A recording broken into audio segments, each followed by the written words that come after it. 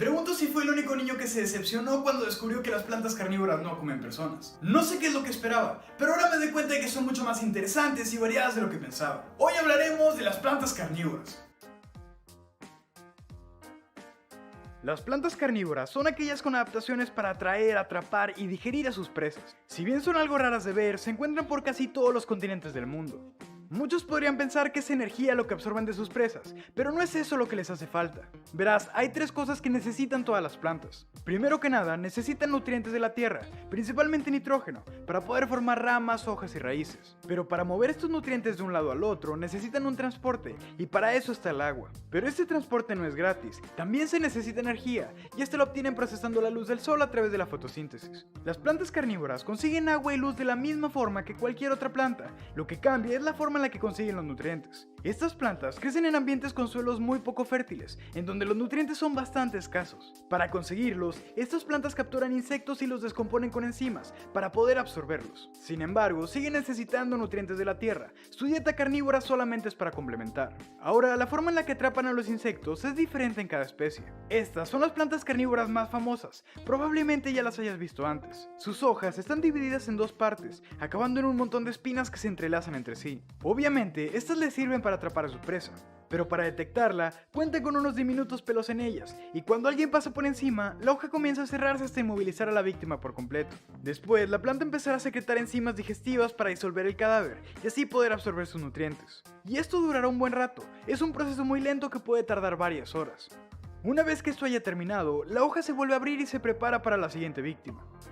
Lo único malo es que si se escapa la presa, gastan mucha energía abriendo y cerrando la hoja. Si llegas a ver una, no actives sus trampas con los dedos, solo harás que desperdicie energía. Pero a las plantas carnívoras pegajosas no les pasa esto. Hay dos tipos, el primero ya lo estás viendo y es un diseño bastante simple. Sus hojas secretan una sustancia muy pegajosa, la cual no solamente adhiere a sus víctimas, también tiene las enzimas para digerirlas. Una vez que son atrapadas, simplemente se quedan ahí hasta ser disueltas y absorbidas. Pero es el segundo tipo el que me parece más interesante. Es el mismo concepto, atrapar a las presas con una sustancia pegajosa para poder digerirlas. Pero en vez de secretar esta sustancia a través de las hojas, lo hacen a través de pequeños tentáculos, con una gota de pegamento cada uno. Cuando la desafortunada víctima se posa sobre alguno de ellos, los demás tentáculos se mueven hacia ella, para atraparla todavía más. En poco tiempo quedará inmóvil y terminará haciendo sopa de nutrientes para la planta. Tan solo imagina cómo se debe de sentir esto para un insecto, parece algo sacado de una película de terror. También hay plantas carnívoras acuáticas, y son las más rápidas de todas. Estas tienen pequeñas recámaras con las que atrapan a sus presas. Primero vacían toda el agua que hay en ellas, para crear un vacío.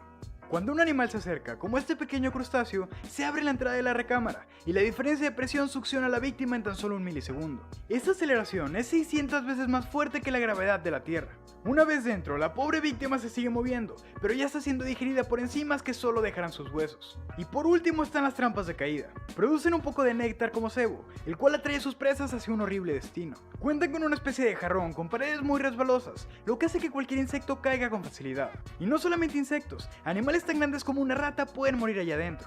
Y una vez que caen ya sabes lo que pasa, las enzimas hacen de las suyas. Aunque en algunas de estas plantas el líquido que retienen no es demasiado ácido, y esto le permite a las larvas de mosquito vivir ahí dentro. Estas larvas se alimentan de las microscópicas presas que tendrían que ser para la planta, pero al momento de defecar le regresan el nitrógeno. Esto termina siendo benéfico para ambas partes, ya que el mosquito come gratis y la planta crece más. Ahora, también hay plantas que atrapan insectos, pero no son estrictamente carnívoras, porque no tienen las enzimas necesarias para digerirlos. Sin embargo, tienen relaciones simbióticas con bacterias u otros organismos que hacen este trabajo por ellas. Como esta, por ejemplo. Tiene pegamento como las que habíamos visto antes, pero la diferencia es que no tiene las enzimas necesarias para la digestión. A cambio, dependen de terceros como esta chinche. Está cubierta de una sustancia que le impide pegarse y se alimenta de los insectos que quedan atrapados. Después defecan encima de las hojas, y si bien la planta no puede absorber los cadáveres, sí que puede absorber los nutrientes de las heces. A este tipo de plantas se les conoce como protocarnívoras. Para que sean auténticamente carnívoras, tendrían que producir las enzimas para digerir a sus presas. Las piñas también son parte de una familia protocarnívora, las bromelias.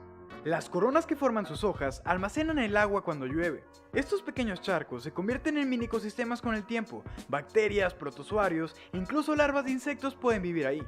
Y cuando estos habitantes defecan o mueren, los nutrientes son absorbidos por las hojas de las plantas. También hay plantas carnívoras que dejaron de depender de ello, como esta que ves aquí. Todavía pueden atrapar insectos y digerirlos, pero presentan adaptaciones para alimentarse de hojas caídas principalmente. Otras se adaptaron para atrapar excremento, ya sea de los pájaros que hay encima, de los murciélagos que las usan como refugio o de los pequeños mamíferos que disfrutan su néctar. El hecho de que se alimenten de caca podrá sonar asqueroso para nosotros, pero para ellas es un manjar, ya que nuestros desechos son ricos en nitrógeno. Por eso es que el estiércol es tan buen fertilizante. También hay otra planta que quiero mencionar. No es precisamente carnívora, pero aún así tiene algo que ver.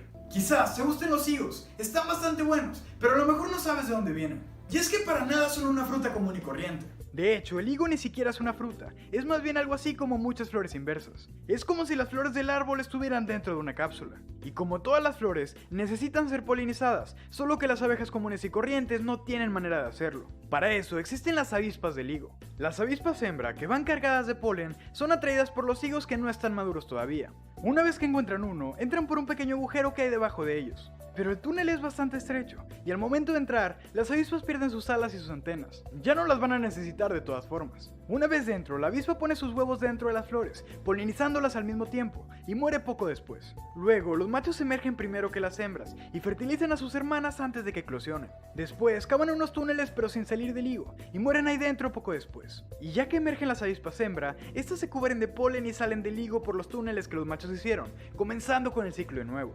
Y te estarás preguntando, ¿qué pasa con los cadáveres de la avispa y sus hijos? Lo que pasa es que el higo secreta una enzima para disolver a las avispas, y el árbol usa esos nutrientes para que el higo pueda madurar. Es por esto que los higos no se consideran completamente veganos. Ahora, esto solamente ocurre en los higos silvestres. Los que encuentras en el supermercado tienen una polinización ligeramente diferente, en donde no todos los higos tuvieron avispas dentro. Así que tranquilo, puedes seguir comiéndolos sin miedo a que te salga una.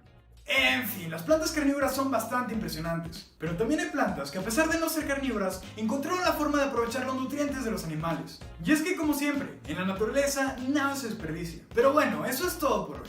Este video fue posible gracias a mis mecenas de Patreon. Si también te gustaría apoyar